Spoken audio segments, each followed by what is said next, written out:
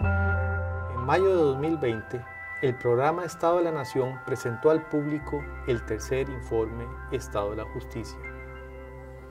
En el marco de este informe, realizamos investigaciones a profundidad sobre el desempeño del Poder Judicial, gracias a un convenio de cooperación con esta institución firmado en 2012.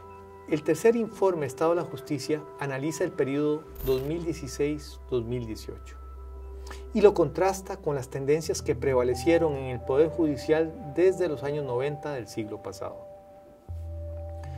En su capítulo primero, o sinopsis, se efectúa una lectura estratégica de los principales hallazgos de las investigaciones. El informe inicia afirmando que en este periodo el judicial enfrentó la mayor crisis política de su historia reciente. ¿De qué tipo de crisis hablamos? De una crisis política centrada en el gobierno judicial, específicamente en la Corte Plena, conformada por 22 magistrados y magistradas, que es la instancia máxima del Poder Judicial. Y esta crisis estuvo marcada por 3 hitos. El primero fue un escándalo de corrupción pública que involucró a altos funcionarios de la institución, incluido su presidente. Produjo jubilaciones anticipadas y sanciones a varios magistrados, incluyendo la destitución de uno, y condujo además a un fuerte reacomodo en la composición de la Corte Suprema de Justicia. El segundo hito de la crisis fue la aprobación de leyes de austeridad fiscal por parte de la Asamblea Legislativa como respuesta a la creciente insolvencia en las finanzas públicas. Ello supuso un abrupto final a la expansión de la inversión en el Poder Judicial que se venía experimentando desde inicios del siglo XXI. Además, modificó el régimen laboral y de pensiones de la institución. Y todos estos hechos propiciaron un evento inédito: la primera huelga de trabajadores judiciales en el país, fuertes tensiones dentro del judicial y entre este y el Poder Legislativo que no estaban resueltas a marzo del 2020. El tercer hito que señaliza la existencia de una crisis política en el gobierno judicial fue el recrudecimiento de las divisiones internas en la Corte Suprema de Justicia, y este proceso dificultó la atención rápida y oportuna al compromiso público de las autoridades institucionales de impulsar reformas en la organización y funcionamiento del judicial. Ahora bien, uno solo de estos hitos es por sí mismo problemático, pero juntos crearon una grave situación para el judicial, no solo por la convergencia temporal, sino también por las interacciones entre ellos. Además, la crisis política provocó un rápido aumento en la exposición del judicial en medios de comunicación colectiva y en redes sociales, lo que obliga a un mejor manejo de las deliberaciones del gobierno judicial y a una mayor preparación de sus estrategias de comunicación y oficinas de prensa. En este contexto y como telón de fondo, el informe documenta una peligrosa pérdida de confianza ciudadana en las instituciones del Estado costarricense desde inicios de siglo, que también está afectando al judicial. Sin duda, el país aún mantiene niveles de confianza ciudadanos más altos que el resto de la convulsa América Latina, pero las distancias se han reducido y hoy por hoy los niveles de confianza ya no son satisfactorios. Casi el 50% de la población tiene actitudes escépticas.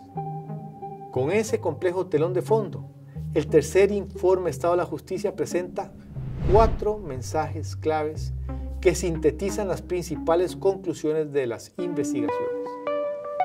El primer mensaje clave del informe es que la crisis política de la Corte Suprema no frenó el impulso reformista desde arriba en el Poder Judicial característico de las últimas 3 décadas.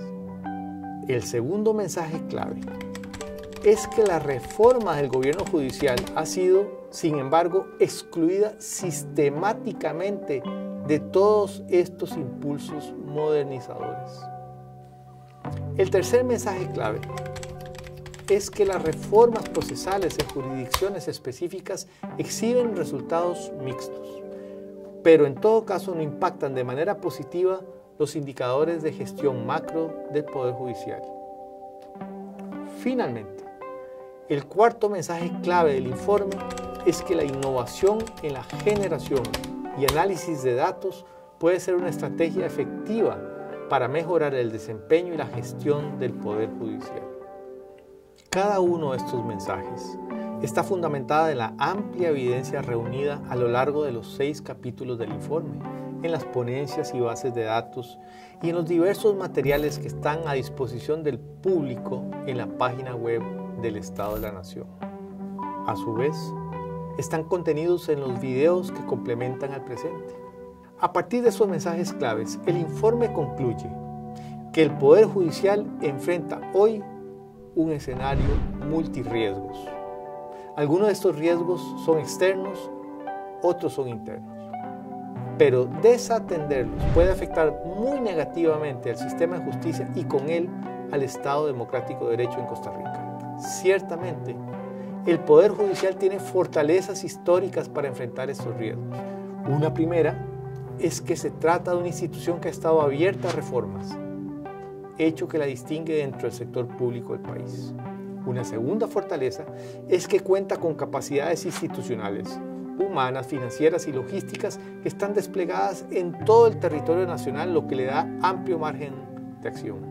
Y una tercera fortaleza es el acompañamiento en años recientes por una ciudadanía organizada que ha impulsado la modernización judicial, apoyado a su vez por un conjunto de medios de comunicación colectiva que hacen eco de esas demandas ciudadanas. Aunque el gobierno judicial ha tomado medidas para evitar una crisis política aún más grave, hay que decir que a la fecha de edición del informe el desenlace de esta difícil coyuntura está pendiente. Más aún, una vez concluida la edición del tercer informe de Estado de la Justicia, el país y el mundo entero entraron en un periodo de emergencia sanitaria debido a la pandemia del COVID-19. Esta situación cambió dramáticamente el entorno económico y social del Poder Judicial y ha afectado su mismo funcionamiento. Hoy por hoy, es imposible predecir la situación que enfrentará el Poder Judicial o el país en los años venideros.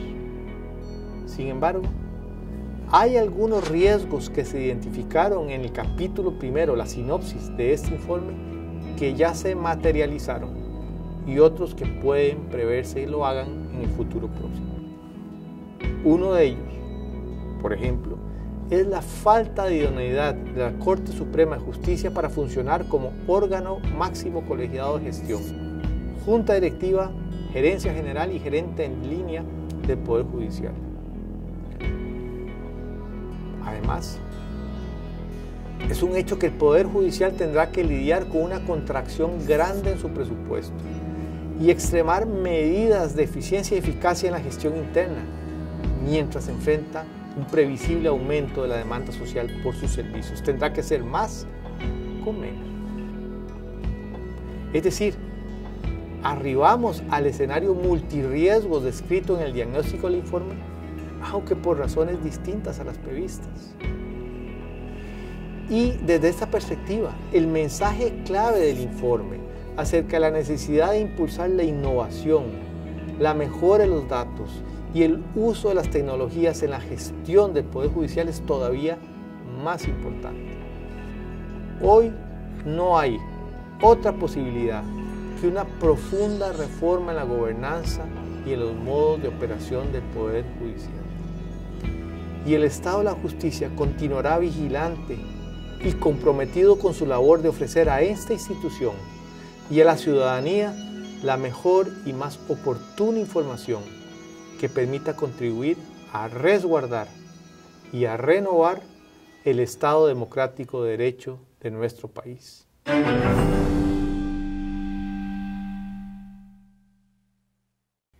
Muchas gracias por ver este video con algunos de los extractos del tercer informe Estado de la Justicia. Puede ver otros videos con los principales mensajes de este informe en las redes sociales del programa Estado de la Nación o dando clic aquí o aquí. También puede escuchar los podcasts con los investigadores del informe en sus plataformas preferidas. Gracias por su atención.